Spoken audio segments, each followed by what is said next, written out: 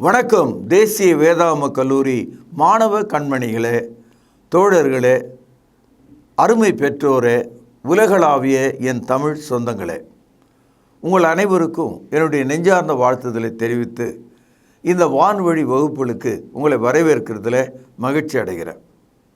இந்த நாட்களில் புதிய ஏற்பாட்டில் 9வது புத்தகம் கலாத்தியருக்கு எழுதின நிருபம். கலாத்தியா என்பது ஒரு நாட்டின் பெயர். அது யூதேயாவில் இருக்கிறது. பொதுவாக கலாத்தியாவில் உள்ள மக்கள் மோசேயினுடைய நியாயப்பிரமாணத்தின்படி நடக்கிற யூதர்கள். யூத மக்கள் பழைய ஏற்பாட்டின்படி வைராக்கியம் கொண்டவர்களாக இருந்தாங்க. இயேசு கிறிஸ்து சிலுவையில் அறையப்படுவதற்கு ஒரு முக்கிய காரணம், அவர் மோசேயினுடைய பிரமாணத்திற்கு மேற்பட்ட ஒரு புதிய பிரமாணத்தை கொடுத்ததுனால, போதித்ததுனால அதை ஏற்றுக்கொள்ள முடியாத அந்த யூதர்கள் பிலாத்து என்ற அந்த நியாயாதிபதியின் இடத்துல இயேசு சிலுவிலை அறையுங்கள் என்று கேட்டுக்கொண்டாங்க. அவருடைய இரத்தப்பழி எங்கள் மீதும் எங்கள் பிள்ளைகள் மீதும் வரட்டும் என்று கேட்டுக்கொண்டார்கள். இப்படிப்பட்ட இந்த மக்கள் மத்தியில் பரிசுத்த ஆவியானவர் அவர்களுக்கு நல்ல இருதயத்தை கொடுத்து சுவிசேஷத்துக்கு கீழ்ப்படியும்படியான ஒரு சந்தர்ப்பத்தை கொடுத்தார். உங்களுக்கு ஞாபகம் இருக்கும், அப்போஸ்தலர் நடபடிகள் 2ஆம் அதிகாரத்தில் சபையானது எருசலேம் நகரத்தில் ஸ்தாபிக்கப்பட்ட போது முதலில் குணமாக்கப்பட்டவர்கள், த வெரி ஃபர்ஸ்ட் கான்வர்ட்ஸ், அவர்கள் யூதர்கள். யூத மதத்திலிருந்து கிறிஸ்தவத்துக்கு வந்தவர்கள். ஆனால் காலப்போக்கில் சபையானது யூதர்கள் மத்தியில் அது பெரிய அளவில் வளர்ச்சி அடைந்த போது எப்பொழுதும் கூடவே பிரச்சனையும் ஒன்று வளர்ந்து கொண்டே இருக்கும். பாருங்கள், நாம் கூட ஒரு காலத்தில் விக்கிரக வழிபாட்டின் கீழ் இருந்தோம், பொல்லாப்பின் கீழ் இருந்தோம், தவறான போதனையின் கீழ் இருந்தோம். கிறிஸ்தவர்களை மாறின பிறகு ஏதோ ஒரு சூழ்நிலையில் நம்ம பின்மாற்றம் அடைகிறோம். ஊரில் விழா கொண்டாடுறாங்க அப்படின்ன உடனே பழைய மதத்துக்கு நாம் திரும்புவோம், பழைய பண்பாட்டுக்கும் கலாச்சாரத்துக்கும் நம்ம திரும்புவோம். It is quite common, man return to is old religion. பழைய விக்கிரக வழிபாடுகளுக்கு செல்வது மனிதர்களுடைய இருதயத்தில் உள்ள இச்சையை குறிக்கிறது. இஸ்ரவேல் ஜனங்கள் மோசேயின் மூலம் அவர்கள் செங்கடலை கடக்கும்போது எப்போதும் அவங்களுடைய மனசில் அவர்கள் விட்டு வந்த எகிப்து, அந்த தேசத்தின் மேலே ஒரு பற்று அவர்களுக்குள்ளே இருந்தது. அதனால் அவர்களுக்கு தேவனுடைய கோபம் அவர்கள் மேலே மூண்டது என்று நாம் படிக்கிறோம். நான் என்ன சொல்ல வரேன்னு சொன்னால், பழைய மதங்களையும் பண்பாடுகளையும் கலாச்சாரங்களையும் பழக்க வழக்கங்களையும் உணவுகளையும் மனிதர்களால் லேசில் மறக்க முடியாது. ஆகவே மனிதர்களுடைய மனம் எப்போதும் திரும்பி பார்க்கிற, திரும்பி செல்கிற ஒரு பலவீனம் உடையதாக இருக்கிறது. திருமணம் ஆன பிறகு கூட சில பேர் அந்த பழைய காதலை நினச்சிக்கிட்டு வேதனைப்பட்டுக்கிட்டு அல்லது ஓடியே போயிடுவோம் பழைய வாழ்க்கைக்கு. ஆனால் நம்ம கிறிஸ்தவத்தில் அப்படி செய்ய முடியாது. நம்ம பின்வாங்கி போகக்கூடாது. இங்கே அப்போஸ்தலர் நடபடிகள் 15வது அதிகாரம் 1 வசனம் பாருங்கள். சிலர் யூதேயாவிலிருந்து வந்து, நீங்கள் மோசேயினுடைய முறைமையின்படியே விருத்த சேதனம் அடையாவிட்டால் ரட்சிக்கப்பட மாட்டீர்கள் என்று கவனிங்கள், சகோதரருக்கு போதகம் பண்ணினார்கள். சகோதரர் என்றால் கிறிஸ்தவர்கள். இந்த இடத்துல அவர்கள் பழைய ஏற்பாட்டிலிருந்து புதிய ஏற்பாட்டுக்கு மாற்றமடைந்த மக்கள். சிலர் புறஜாதிகளிலிருந்து கிறிஸ்துக்குள்ளே மாற்றமடைந்த மக்கள். என்ன சொல்கிறாங்க, நீங்கள் எல்லாரும் கண்டிப்பாக விருத்த சேதனம் பண்ணிக்கணும். விருத்த சேதனம் பழைய ஏற்பாட்டுக்குரியது. இன்றைக்கும் பாருங்கள், நம்ம பைபிளை தூக்கிட்டு கர்த்தருடைய பிள்ளைகளாக நடக்கணும் போது, குறிப்பாக பெந்தேகோஸ்து சபைகள் எல்லாம் பார்த்திங்கன்னா ஒரு நாளுக்கு நாள் புது புது கொள்கைகளையும் புதிய புதிய சித்தாந்தங்களையும் ஜனங்களை மயக்கிற விதமாக, கடவுள் என்கிட்ட பேசினார், நீங்கள் இதெல்லாம் செய்யணும், அந்த மாதிரிலாம் சொல்கிறவங்க உண்டு. ஆகவே சகோதரர்களுக்கு மிகுந்த வருத்தத்தை இது கொடுத்தது. அப்போஸ்தலர் நடபடிகள் 15வது அதிகாரம் 5வது வசனம்.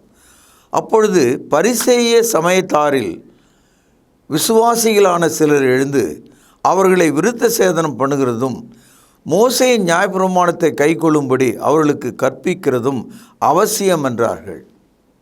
அதாவது கிறிஸ்துவுக்குள்ளே வந்துட்டாங்க, ஆனால் அவங்க என்ன சொல்கிறாங்க, புறஜாதிய மக்களை பார்த்து, அதிலிருந்து வந்த கிறிஸ்தவர்களை நீங்கள் கண்டிப்பாக விருத்த சேதனை செய்து கொள்ளணும்.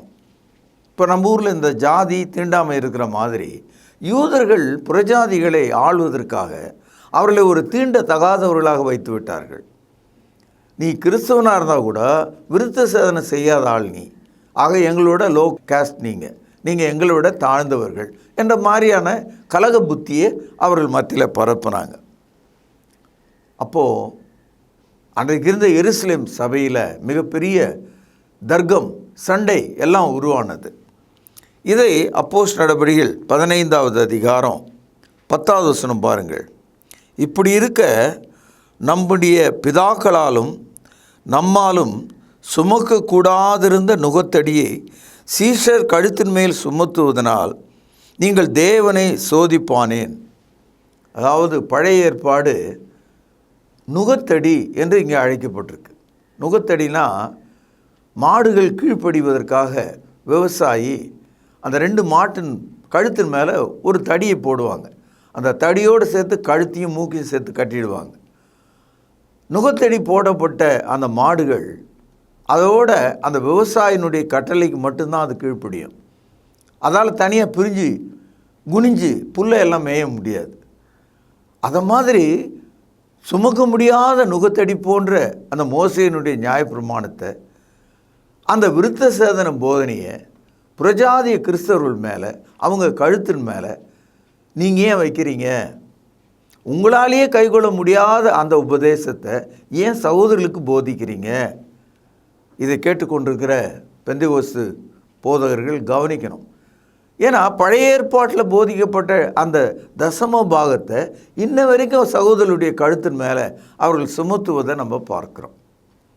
என் அன்பு சகோதரர்களே, இந்த பேக்ரவுண்ட்லாம் மனசில் வச்சுக்கிட்டு தான் நீங்கள் கலாத்தியருக்கு எழுதிய நிருபத்தை படிக்க வேண்டும். இந்த கலாத்தியருக்கு எழுதின நிருபத்தில் 3 இடத்துல மனிதன் யார், தேவன் யார். இப்போது சபைகளில் பெரிய ஆளுங்க, நட்சத்திர போதகர்கள் ஏதோ தாங்கள் தான் கடவுளுடைய ரெப்ரசன்டேட்டிவ்ஸ், கடவுள் சார்பிலே வந்திருக்கிற மக்கள், நாங்கள் சொல்வதெல்லாம் கடவுள் சொல்கிற வார்த்தை என்பது போல் சொல்கிறாங்க. கடவுளுடைய வசனத்தை எடுத்து தான் நம்ம சொல்ல முடியுமே தவிர நாம் கடவுளுடைய வாயாக தனியாக இருக்க முடியாது. நீங்கள் கடவுளுடைய வாயாக இருந்தால் எதுக்கு பைபிள் நமக்கு? ஆக பைபிள் இருக்கிறத எடுத்து பண்ணால் சொல்லாமே தவிர பைபிளில் இல்லாததெல்லாம் சொல்லி கடவுள் என்ன அனுப்பினார்னு நீங்கள் சொல்லக்கூடாது. அப்படி சொல்லுவதற்கு வாய்ப்பு இல்லை. அதனால் என்ன கேட்குறாரு, கலாத்தியர் 1:1, மனுஷராலும் அல்ல, மனுஷன் மூலமாயும் அல்ல, இயேசு கிறிஸ்துவினாலும் அவரை மரித்தோரிலிருந்து எழுப்பின பிதாவாகிய தேவனாலும் அப்போஸ்தலனாக இருக்கிற பவுலாகிய நானும் என்னோடு கூட இருக்கிற சகோதரர் எல்லாரும் கலாத்திய நாட்டில் உள்ள சபைகளுக்கு எழுதுகிறதாவது. இந்த வசனத்தில் பவுலடியார் தன்னை அப்போஸ்தலன் என்றும் சகோதரர்களோடு ஊழியம் செய்கிறார் என்றும் கலாத்திய நாட்டில் உள்ள சபைகளுக்கு என்று சொல்கிறதையும் நீங்கள் கவனிக்கணும். ஆக இந்த நிருபம் ஒரு தனி மனிதனுக்காக எழுதப்படல, சபைக்காக எழுதப்பட்டிருக்கு. இதை கேட்டுக்கொண்டிருக்கிற நீங்களும் ஒரு சபையில் அங்கமாக இருப்பீங்க. அந்த சபையில் என்ன போதிக்கிறாங்க என்றதை கவனிங்க. அப்போஸ்தலனாகிய பவுல் ஒரு அற்புதமான ஒரு செய்தி முதல்ல வைக்கிறாரு. மனுஷராலும் அல்ல, மனுஷன் மூலமாயும் அல்ல. அதாவது கடவுள் எனக்கு கொடுத்த வார்த்தைகளை நான் இன்னொரு மனுஷங்கிட்டேருந்து கற்றுக்கலை, மனுஷனுக்காக நான் வேலை செய்யலை. இன்றைக்கி இந்த மனிதர்கள், சாமியார்கள்லாம் நீங்கள் பார்த்தீங்கன்னா அவர்களே தங்களை ஒரு கடவுளாக மாற்றிக்குவாங்க.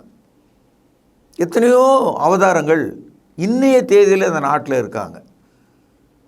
இப்போது இந்த கோயம்புத்தூரில் வெள்ளியங்கிரி என்ற இடத்துல ஒரு ஆள் ஏறக்குறைய ஒரு ஆதி யோகியாகவே அவரே ஆயிட்டார். இப்போது எத்தனை மக்கள் இந்த மாதிரி கடவுள் என்கிட்ட பேசினார், கடவுளெல்லாம் எனக்கு தெரியும் அப்படின்னு சொல்கிற ஆள் உண்டு. கிறிஸ்தவத்தில் இதே மாதிரி தான். நான் பரலோகத்துக்கு போனேன், கடவுள் என்கிட்ட பேசினார், கடவுள் இதை எனக்கு சொன்னார் அப்படின்னு சொல்லி எல்லா சபைகளில் போதிக்கிறதெல்லாம் நம்ம பார்க்குறோம். பைபிளுக்குள்ளே நம்ம வரும்போது ஒரு மனிதனை கொண்டு வரவே கூடாது. மனிதர்களுக்கு தேவனுடைய வார்த்தையை தேவன் கொடுத்தால் ஒழிய வேறு வகையில் தேவனுடைய வார்த்தையை அவன் சொல்ல முடியாது. தேவன் கொடுக்க வேண்டிய எல்லா வார்த்தைகளையும் நமக்கு இந்த புத்தகத்தில் கொடுத்துட்டார். அதனால தான் வெளிப்படுத்தல் என்ற புத்தகத்தில் நாம் படிக்கிறோம், இதுக்கு மேலே வேத வார்த்தைகள் இல்லை. வெளிப்படுத்தலுடைய கடைசி வார்த்தை பார்த்தீங்கன்னா, புதிய ஏற்பாடு முற்றிற்று. அப்படின்னா என்ன அர்த்தம்? New testament ended. அதாவது இதுக்கு மேலே வார்த்தை இல்லைன்னு அர்த்தம். புதிய ஏற்பாடு 98வது வருஷம் முடிவு பெறுகிறது. இன்றைக்கி 2021 வருஷம். ஆக கடந்த 2000 ஆண்டுகளாக கடவுளுடைய வார்த்தை புதிதாக நமக்கு எதுவும் இல்லை. இருக்கிற வார்த்தைகளை தான் நம்ம படித்து தேவனுக்கு பிரியமாக இருக்க வேண்டும். ஆகவே என்ன சொல்கிறார்? மனுஷராலும் அல்ல, மனுஷர் மூலமாயும் அல்ல, மரித்தோரிலிருந்து எழுந்த இயேசுவின் மூலமாக இந்த வார்த்தைகளை நான் உங்களுக்கு அப்போஸ்தலனாக எழுதுகிறேன்.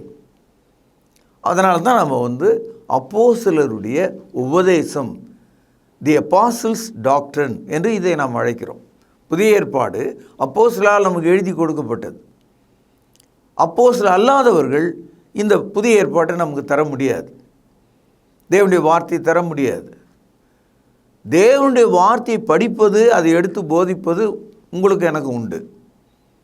ஆனால் தேவனுடைய வார்த்தை கடவுள் ஏங்கிட்டே கொடுத்துட்டார் புதுசாக அப்படின்னு நான் சொல்ல முடியாது, சொல்லவும் கூடாது. இப்பொழுது கலாத்தியர் 1வது அதிகாரம் 10வது வசனத்தில் பவுலடியார் மிகவும் கவலையோடு ஒரு உரிமையான ஒரு விஷயத்தை, ஒரு தகவலை இங்கே சொல்கிறார். கவனிப்போம். இப்பொழுது நான் மனுஷரையா தேவனையா யாரை நாடி போதிக்கிறேன்? என்ன சொல்கிறாரு? நான் யாருக்கு முன்னால் ஊழியம் செய்கிறேன் அப்படின்னு சொல்கிறார். யாரை பிரியப்படுத்த பார்க்கிறேன் என்று சொல்கிறார். நான் மனுஷனை பிரியப்படுத்துகிறேன்னா அல்லது தேவனுடைய வார்த்தை எடுத்து சொல்கிறேனா? whom I am pleasing, whether man or God. அப்படியானால் என் அன்பு சகோதரர்களே, தேவ வசனத்தை எடுத்து சொல்லும்போது நாம் தேவனுக்கு பிரியமாக அவருடைய சத்தியத்தை நாம் எடுத்து சொல்ல வேண்டியவர்களாக இருக்கிறோம். 2 கொரிந்தியர் 4வது அதிகாரம் 2வது வசனம். வெட்கமான அந்தரங்க காரியங்களை நாங்கள் வெறுத்து தந்திரவாய் நடவாமல் தேவ வசனத்தை புரட்டாமலும் சத்தியத்தை வெளிப்படுத்துகிறதுனாலே தேவனுக்கு முன்பாக எல்லா மனுஷருடைய மனசாட்சிக்கும் எங்களை உத்தமர் என்று விளங்க பண்ணுகிறோம். இந்த ஒரு வசனத்தில் பவுலடியார் என்ன சொல்கிறார்? தேவனுடைய வசனத்தை நான் உங்களிடத்தில் பேசும்போது தேவ சமூகத்தில் நின்று பேசுகிறேன், தேவனுக்கு முன்பாக பேசுகிறேன். எங்களுக்கென்று ஒரு அந்தரங்கம் கிடையாது. there is no mystery, there is no secrets. ஆக எந்த விதமான ஒரு ரகசியத்தை நாங்கள் உடையவர்கள் அல்ல. தேவனுடைய வசனத்தை உங்கள் மனசாட்சிக்காக நாங்கள் சொல்கிறோம். நாங்கள் எந்த விதத்திலும் தந்திரமாக பேசுவது கிடையாது. இப்போ மற்ற மதங்கள்லாம் பார்த்திங்கன்னா நிறைய தந்திரம் மந்திரம் எல்லாம் வச்சுருப்போம். நம்மளை ஏமாத்துறதுக்குன்னே ஒரு மதம் இருக்கும். ஆனால் கிறிஸ்துவம் அப்படி இல்லை. தேவனுடைய வசனம், தேவனுடைய வசனம் மட்டுமே என்ற அளவில் இந்த புதிய ஏற்பாடு நமக்கு கொடுக்கப்பட்டிருக்கிறது. அப்போது இந்த காலையில் கேட்டுக்கொண்டிருக்கிற உங்களுக்கு எதெல்லாம் பிரியமோ, எதெல்லாம் சந்தோஷத்தை கொடுக்குமோ, எதெல்லாம் சொன்னால் வாய் விட்டு சிரிப்பீங்களோ அதெல்லாம் சொல்வது என் வேலை கிடையாது. அதாவது பவுலடியார் என்ன சொல்கிறாரு? நான் சத்தியத்தை எடுத்து சொல்லும்போது கடவுள் என்னை பார்த்து கொண்டிருக்கிறார், அவருடைய வார்த்தை உங்களுக்கு சொல்கிறேன். நான் அதை கூட்டி சொல்வதும் இல்லை, குறைச்சி சொல்வதும் இல்லை. எனக்குன்னு ஒரு அந்தரங்கம் கிடையாது. தேவ சமூகத்தில் உங்களுக்கு தேவ வார்த்தையை சொல்கிறேன். இந்த ஆங்கிளில் தான் கலாத்தியர் நிருபத்தை குறித்து நாம் படிக்கிறோம். மீண்டும் பாருங்கள் 10வது வசனம். இப்பொழுது நான் மனுஷரையா தேவனையா யாரை நாடி போதிக்கிறேன்? கவனிங்கள். மனுஷரையா பிரியப்படுத்த பார்க்கிறேன்? நான் இன்னும் மனுஷரை பிரியப்படுத்துகிறவனாக இருந்தால் நான் கிறிஸ்துவின் ஊழியக்காரன் அல்லவே. ஆங்கிலத்தில் மென் ப்ளீஸிங்னு சொல்லுவாங்க. இன்றைக்கி மதங்கள் எல்லாமே பார்த்திங்கன்னா இந்த மோட்டிவேஷ்னல் ஸ்பீக்கர்ஸ், அதாவது உற்சாகமூட்டக்கூடிய பேச்சாளர்கள்லாம் மனிதர்களுக்கு எதெல்லாம் பிரியமாக இருக்கோ அதெல்லாம் சொல்லி அவங்கள உற்சாகப்படுத்துவாங்க. கிறிஸ்துவம் அப்படியெல்லாம் ஒரு மோட்டிவேஷ்னல் ஸ்பீச் கிடையாது. Christianity it is a faith speech. கிறிஸ்துவம் என்பது விசுவாசத்தின் வார்த்தையாக இருக்கிறது. உங்களை உற்சாகப்படுத்தக்கூடிய, உங்களை நல்வழிப்படுத்துவதற்காக உங்கள் மூளையை சலவை செய்யக்கூடிய ஒரு போதனை கிடையாது. உண்டு என்றும் இல்லை என்றும் சொல்வதாக இருக்கிறது. செய்யாதே என்று போதிக்கிறதாக இருக்கிறது. ரெண்டுத்துக்கு நடுவில் ஒரு போதனை இருக்க முடியாது. Do and do not, there is no middle ground. செய்யாதே என்பதுக்கு நடுவில் ஒரு சூழ்நிலையான போதனை கிடையாது. செய்யவும் செய்யலாம், செய்யாமலும் இருக்கலாம். அப்படின்னா அது நடுப்போதனை. அந்த போதனை மோசமான போதனை. ஒன்று செய் அல்லது செய்யாதே. பவுலடியார் கலாத்தியருக்கு எழுதிய நிருபத்தில் 1வது அதிகாரம் 1 வசனத்தில் மனுஷராலும் அல்ல, மனுஷர் மூலமாயும் அல்ல அப்படின்னு சொல்கிறார். 10வது வசனத்தில் மனுஷரையா தேவனையா யாரை நான் நாடி போதிக்கிறேன் என்று சொல்கிறார். கலாத்தியர் 1வது அதிகாரம் 12வது வசனம், நான் அதை ஒரு மனுஷனால் பெற்றதும் இல்லை, மனுஷனால் கற்றதும் இல்லை. கலாத்தியர் 1வது அதிகாரத்தில் முதல் வசனமே மனுஷராலும் அல்ல, மனுஷர் மூலமாயும் அல்ல. படிச்சுமா? கலாத்தியர் 1வது அதிகாரம் 10வது வசனத்தில் இப்பொழுது நான் மனுஷரையா தேவனையா யாரை நாடி போதிக்கிறேன். இப்போது 3வதாக நான் அதை மனுஷரால் பெற்றதும் இல்லை, கற்றதும் இல்லை. கலாத்தியர் 1:12. அப்போது இந்த 3 விஷயங்களும் ஒரு மனிதன் தேவனுடைய வார்த்தைக்கு இடரலாகவும் எதிரியாகவும் இருக்கிறான். அதனால தான் கிறிஸ்துவின் சபை என்ற இந்த போதனை மனிதர்கள் யாராக இருந்தாலும் சரி, அவர் போப்பாக இருக்கலாம், தலைமை குருவாக இருக்கலாம், நட்சத்திர போதகராக இருக்கலாம், தெய்வ பிறவி போல மற்றவர்களால் அங்கீகரிக்கப்படலாம். ஆனால் அவனுடைய வாயின் வார்த்தைகளை நாம் ஏற்றுக்கொள்வதில்லை. தேவ வசனங்கள் நமக்கு பதிவு செய்யப்பட்ட வார்த்தைகளாக இருக்கிறது. 1வது நூற்றாண்டுக்கு பிறகு தேவனுடைய வார்த்தை மனிதனுக்கு கொடுக்கப்படலை. புதிய ஏற்பாடு முழுவதும் எழுதி நிரூபிக்கப்பட்டு விட்டது. இம்மைக்கும் மறுமைக்கும், இந்த உலக வாழ்க்கைக்கும் வரப்போகிற வாழ்க்கைக்கும் போதுமானவைகளை தேவ வசனம் நமக்கு கொடுக்கிறதாக இருக்கிறது. இந்த இடத்துல பவுலடியார் என்ன சொல்கிறாருன்னா, அப்போஸ்தலர்களிடத்தில் நான் கேட்டேன், மற்றவங்ககிட்ட போய் கேட்டேன், மற்றவங்ககிட்ட சொன்ன கதைகள்லாம் கேட்டு உங்களுக்கு சொல்கிறேன், அந்த மாதிரி சொல்லாமல் தேவன் எனக்கு அதை வெளிப்படுத்தினார் என்று சொல்கிறார். அதான் ஆச்சரியமான ஒரு விஷயம். எபேசியர் 3:5, அதை நீங்கள் வாசிக்கையில் கிறிஸ்துவின் இரகசியத்தை குறித்து எனக்கு உண்டாயிருக்கிற அறிவை அறிந்து கொள்ளலாம். அந்த இரகசியம் இப்பொழுது அவருடைய பரிசுத்த அப்போஸ்தலருக்கும் தீர்க்கதரிசிகளுக்கும், கவனிங்கள், ஆவியானவராலே வெளிப்படுத்தப்பட்டிருக்கிறது போல முற்காலங்களில் மனுபுத்திரருக்கு அறிவிக்கப்படவில்லை. பவுலடியார் என்ன சொல்கிறார்? தேவன் அவருக்கு கொடுத்த வார்த்தைகள் அவருக்கும் அப்போஸ்தலர் மற்றவர்களுக்கு மட்டும்தான் தெரியும். அது இரகசியம். அது முந்திய காலத்திலும் சரி பிந்திய காலத்திலும் சரி மனுஷருக்கு கொடுக்கப்படல. This is a mystery only given for the apostles. ஆகவே தான் தேவனுடைய வார்த்தைகளை பவுலடியார் எழுதி நமக்கு கொடுக்கும்போது அவைகள் தேவனுடைய வார்த்தைகள் என்றும் ஆவினால் அருளப்பட்டவைகள் என்றும் நாம் ஒப்புக்கொள்கிறோம். 2 தீமோத்தேயு 3 16 வசனம், வேத வாக்கியங்கள் எல்லாம், எல்லாம் என்பது புதிய ஏற்பாடு முழுவதையும் குறிக்கிறது. ஆல் த ஸ்கிரிப்சர்ஸ், வேத வாக்கியங்கள் எல்லாம் தேவ ஆவினாலே அருளப்பட்டிருக்கிறது. இந்த இடத்துல அருளப்படுதல் என்பது ஒரு வித்தியாசமான தமிழ் சொல். ஆங்கிலத்தில் இன்ஸ்பயர்ட் என்று வந்திருக்கிறது.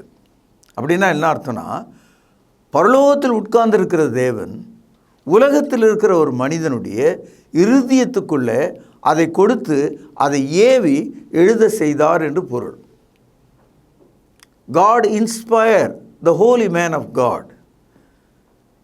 மனிதர்கள் கற்பனையினால அறிவினால அதை கண்டுபிடிக்கவில்லையா. தேவனுடைய வாக்கியங்கள் எல்லாம் தேவ ஆவினாலே அருளப்பட்டிருக்கிறது. கொஞ்சம் உங்களுக்கு தலை சுத்துற மாதிரி இருக்கும், ஆனால் உண்மையாக தான். பாருங்கள், 2 பேதுரு 1வது அதிகாரம் 21வது வசனம். தீர்க்க தரிசனமானது, கவனியுங்கள், ஒரு காலத்திலும், அதாவது ஆதியாகமத்திலிருந்து வெளிப்படுத்தல் வரைக்கும் இருக்கிற அந்த காலகட்டத்தில் ஒரு காலத்திலும் மனுஷனுடைய சித்தத்தினால, சித்தம் என்றால் மனிதனுடைய விருப்பம், உண்டாகவில்லை. மனிதனுடைய கற்பனை அல்ல, யோசனை அல்ல. தேவனுடைய பரிசுத்த மனுஷர்கள் பரிசுத்த ஆவினாலே ஏவப்பட்டு பேசினார்கள். ஏவப்படுதல், அதை தான் ஆங்கிலத்தில் இன்ஸ்பயர் என்று ஒரு வார்த்தை வந்திருக்குது. ஒரு உதாரணம் சொல்கிறேன். இப்போ உங்கள் வீட்டில் வளர்க்கிற நாயை நீங்கள் நல்லா பழக்கப்படுத்தி வச்சுருந்தீங்கன்னா நீங்கள் சொல்கிற கட்டளைக்கு அது கீழ்ப்படியும். யாரோ ஒருத்தர் வராரு, நாய் குலைக்கிறது, வாய் மூடு அமைதியாருன்னா அமைதியாகிடும். அதே மாதிரி யாரோ ஒருத்தர் வராரு, அவர் உங்களுக்கு பிடிக்கல, நாய்கிட்ட சொன்னீங்கன்னா ஓடி போய் கடிச்சிடும். டாமி அவரை போய் கடினா உடனே ஓடி போய் கடிச்சிடும். டாமி இங்கே வந்து உட்காருனா வந்து உட்காந்துரும். அப்போது பழக்கத்தின் கீழே வளர்க்கப்பட்ட ஒரு நாயை ஒரு மனிதனால் ஏவ முடியும். அதே மாதிரி மனிதர்கள் இன்னொரு மனிதர்களை ஏவ முடியும். நம்ம வீட்டில் ஒருத்தர்கிட்ட தகவல் சொல்லி இதை போய் அப்படியே சொல்லிட்டு வாங்க அப்படின்னா அவர் அப்படியே போய் சொல்லிட்டு வந்துடுவார். அப்பா சொல்லுவார், வீட்டுக்குள்ளேயே உட்காந்துக்கிட்டு அந்த குழந்தைகிட்ட, அப்பா வீட்டில் இல்லைன்னு அந்த வெளியே வந்து நிற்கிற ஆள்கிட்ட சொல்லிட்டு. இந்த மாதிரி சம்பவம் உங்கள் வீட்டில் நடந்திருக்கும். உடனே இந்த குழந்தை அப்படியே வெளியே போயிட்டு அப்பா வீட்டில் இல்லைன்னு சொல்ல சொன்னாருன்னு சொல்லிடும். ஏன்னா அந்த குழந்தைக்கு பொய் சொல்ல தெரியாது. அப்பா தான் இதை சொல்ல சொன்னாருன்னு சொல்லிடும். ஆனால் அப்பாவுடைய நோக்கம் என்னென்னா, அப்பா வீட்டில் இல்லைன்னு சொல்லு அப்படின்றது தான். ஆனால் குழந்தையோ உண்மையை சொல்லிடுச்சு, அப்பா வீட்டில் தான் இருக்கார், அவர் தான் சொன்னார் இல்லைன்னு சொல்ல சொல்லி. இப்போ புரியுதுங்களா உங்களுக்கு? ஆகவே இன்னசென்ட் சைல்டு வந்து எப்போவுமே உண்மையை தான் சொல்லும். மாற்றி சொல்கிறதுக்கு அதுக்கு தைரியம் இல்லை, அதுக்கு தெரியாது. ஆக இதிலேருந்து நமக்கு என்ன தெரியுதுன்னா, ஒரு நாய் ஒரு மனிதனை ஏவ செய்தால் அது ஏவப்படுகிறது. ஒரு குழந்தையை நாம் ஏவ செய்தால் அது ஏவப்படுகிறது. ஆனால் ஒரு நாய்க்கும் குழந்தைக்கும் மேலே ஒரு விஷயம்னா, மனிதர்கள் எதிரடியாக ஒரு கருத்தை சொல்ல ஏவ முடியாது. ஆனால் தேவனால் அவருடைய வார்த்தைகளை இன்னொரு மனிதனுக்கு சொல்வதற்கு அவனை ஏவ முடியும். இந்த வார்த்தைகள் எல்லாம், இந்த பைபிளில் இருக்கிறவைகள் தேவன் மனிதர்களை ஏவி அருளிய வார்த்தைகள். அதை எழுதின மனிதர்கள் சாதாரண மனிதர்கள் அல்ல, அவர்கள் பரிசுத்தமுள்ள மனிதர்கள். They are holy man of God. பாருங்கள், 2 பேதுரு 1வது அதிகாரம் 21வது வசனம். தீர்க்க தரிசனமானது ஒரு காலத்திலும் மனுஷருடைய சித்தத்தினாலே உண்டாகவில்லை, தேவனுடைய பரிசுத்த மனுஷர்கள் பரிசுத்த ஆவினால் ஏவப்பட்டு பேசினார்கள். அப்போது தேவன் ஒரு மனிதனை கொண்டு பேச ஆரம்பிக்கும் போது முதலாவது அந்த மனிதன் தேவனுக்கு பிரியமானவனா என்று பார்க்கிறார். தேவனுடைய பரிசுத்தத்தில் பங்குள்ளவனாக அவனை பார்க்கிறார். He must be a holy man to serve holy God. 15வது வசனம், 2 பேதுரு 3:15. மேலும் நம்முடைய கர்த்தரின் நீடிய பொறுமையை இரட்சிப்பு என்று எண்ணுங்கள். நமக்கு பிரியமான சகோதரனாகிய பவுலும் தனக்கு அருளப்பட்ட ஞானத்தினாலே இப்படியே உங்களுக்கு எழுதியிருக்கிறான். எல்லா நிருபங்களிலும் இவளை குறித்து பேசியிருக்கிறான். அவன் சொன்னவைகள் சில காரியங்கள் அறிகிறதுக்கு அரிதாக இருக்கிறது. கல்லாதவர்களும் உறுதி இல்லாதவர்களும் மற்ற வேத வாக்கியங்களை புரட்டுகிறது போல தங்களுக்கு கேடு வரத்தக்கதாக இவைகளை புரட்டுகிறார்கள். பவுலடியாருடைய பரிசுத்தாவினால் எழுதி கொடுக்கப்பட்ட வார்த்தைகளை குறித்து அப்போஸ்தலனாகிய பேதுரு இங்கே ஒரு சாட்சி கொடுக்கிறார். நம்முடைய சகோதரனாகிய பவுலும் தேவனுடைய வார்த்தையை நமக்கு கொடுத்திருக்கிறார். கல்லாதவர்களும் உறுதி இல்லாதவர்களும், அன்டாட் அண்ட் அன்லேர்ன்ட், அவர்கள் என்ன செய்கிறார்களாம்? தேவ வசனத்தை புரட்டுகிறார்களாம். அப்படி நீங்கள் புரட்டாதீங்க. அது உங்களுக்கு படித்தா புரியலன்னா அதை எடுத்து சொல்லக்கூடிய பரிசுத்த மனிதர்களிடத்தில் போங்க, வேத வசனத்தை பகுத்து படிங்க. அதை விட்டுட்டு நீங்கள் அதுக்கு சொந்தமாக கற்பனை வடிவில் அர்த்தங்களை சொல்லாதீங்க அப்படின்னு தான் பேதுரு இங்கே எழுதுவதை நாம் பார்க்குறோம். இன்றைக்கு 3 விஷயங்களை நம்ம கவனித்தோம். மனுஷரால் அல்ல, மனுஷர் மூலமாயும் அல்ல. 2வது, நான் மனுஷனால் தேவனை பிரியப்படுத்த பார்க்கிறேன். 3வது, பவுலடியார் கொண்டு வந்த வசனங்கள் மனுஷரிடத்தில் கற்றுக்கொண்ட மனிதர்களுடைய போதனை அல்ல. இதை 3ஐயும் நீங்கள் மனசில் ஆழமாக வச்சுக்கிட்டிங்கன்னா கலாத்தியருக்கு எழுதிய நிருபத்தை நம்மால் தாராளமாக படிக்க முடியும். ஏற்கனவே உங்களுக்கு நான் சொன்னேன், மனித மனம் பின்மாற்றம் அடையக்கூடியது. நீங்கள் எந்த மதத்திலிருந்து கிறிஸ்துக்குள்ளே வந்தீங்களோ, எந்த விக்கிரக வழிபாட்டிலிருந்து கிறிஸ்துக்குள்ளே வந்தீங்களோ, திரும்பவும் கிறிஸ்துவிலிருந்து பிரிந்து போவதற்கு உங்கள் மனம் உங்களை திருப்பிக் கொள்ளும். அந்த பழைய ஆசை உங்களை பின்வாங்கி போக வழிகாட்டும். அதிலிருந்து நீங்கள் தப்ப வேண்டும். கிறிஸ்துக்குள்ளான அந்த சுவாதீனத்தை, அந்த ஃப்ரீடத்தை நீங்கள் தவறாக பயன்படுத்தக்கூடாது. இந்த நோக்கத்தில் தான் கலாத்தியருக்கு எழுதிய நிருபத்தை நாம் படிக்க இருக்கிறோம். மனதில் இதை ஆழமாக வைத்துக்கொள்ளுங்கள். கொஞ்சம் கடினமாக இருந்தால் நேரம் எடுத்து அதை பற்றி யோசியுங்கள், வசனத்தை படித்து பாருங்கள் என்று சொல்லி இன்றைய செய்தியை நான் இங்கே நிறைவு செய்கிறேன். நாளை நாம் சந்திப்போம், பிரார்த்தனை செய்வோம்.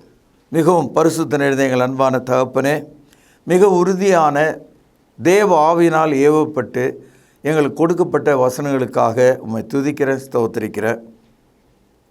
தகப்பனே, இவைகளையெல்லாம் கீழ்ப்படிதலோடு நாங்கள் கைக்கொள்ளவும் அதன்படி நடக்கவும் எங்களுக்கு உதவி செய்தரலும். எங்கள் ஆண்டவரும் கர்த்தரும் இரட்சகருமாக இருக்கிற இயேசுவின் நாமத்தில் ஜெபத்தை கேட்டருளும் ஜீவனுள்ள எங்கள் நல்ல பிதாவே, ஆமேன்.